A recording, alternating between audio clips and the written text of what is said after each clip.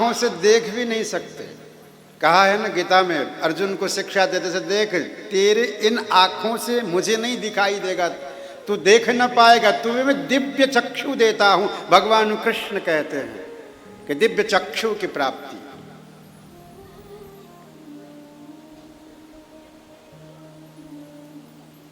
तो जो दिखाई नहीं देता हो, जिसको छू नहीं सकते, जिसको पा नहीं सकते, जिसको देख नहीं सकते, जो अभिज्ञात है, उसको कैसे ढूंढेंगे? जिसको देख नहीं सकते उसको कैसे देखेंगे?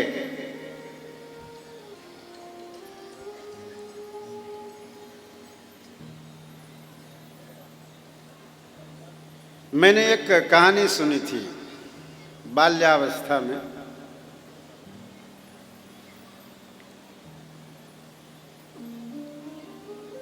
एक सूरदास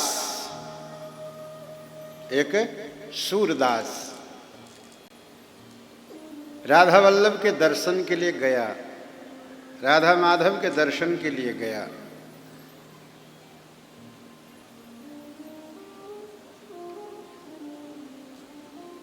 और उसका नियम रहा नित्य जाने का, रोज दर्शन करने के लिए जाता।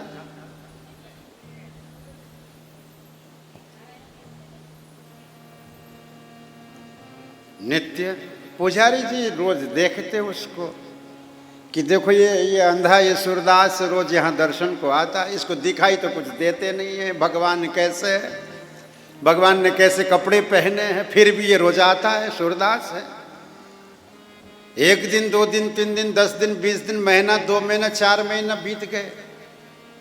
अब पुजारी की हिम्मत नहीं बनती कि जाके पूछ ले काय को आता है, तू अंधा है, ये पूछने की हिम्मत नहीं है। पुजारी जी देखते रह जाए, रोज देखे। 6 महीना बीत गए। और आज पुजारी ने सोचा क्यों ना आज तो पूछ ही लूं। जब भगवान दिखाई नहीं देते इसको, ये सूरदास है, तो फिर रोज क्यों आता है, पूछे तो सही।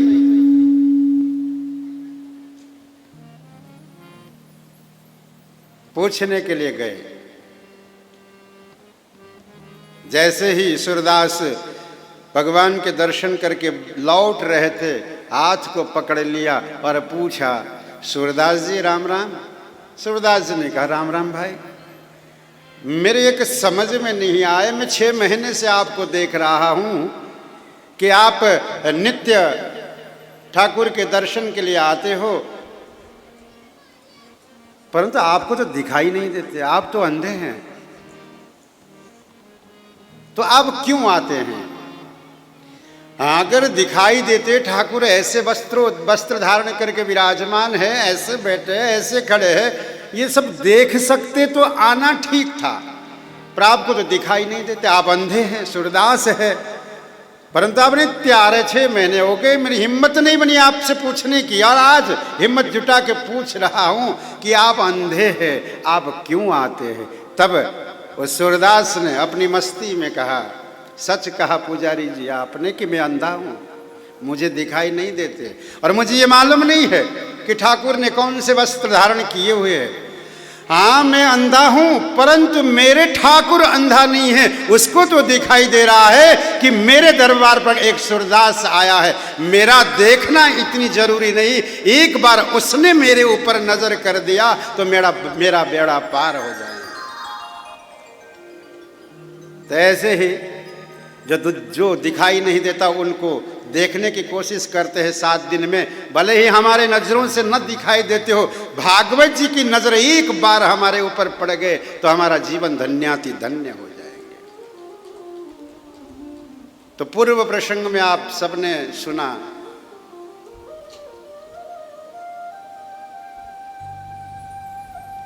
सूत जी महाराज का आगमन होता है नैमिषारण्य क्षेत्र में, और सूत जी,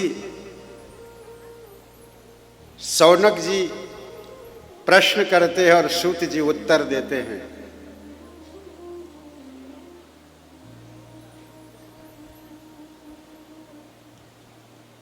और ब्रह्मा जी ने भागवत जी को तौला। तौलने के कारण से गंभीर जब दिखाई दिया, भागवत जी भारी पड़ गए, प्रणाम करते हैं।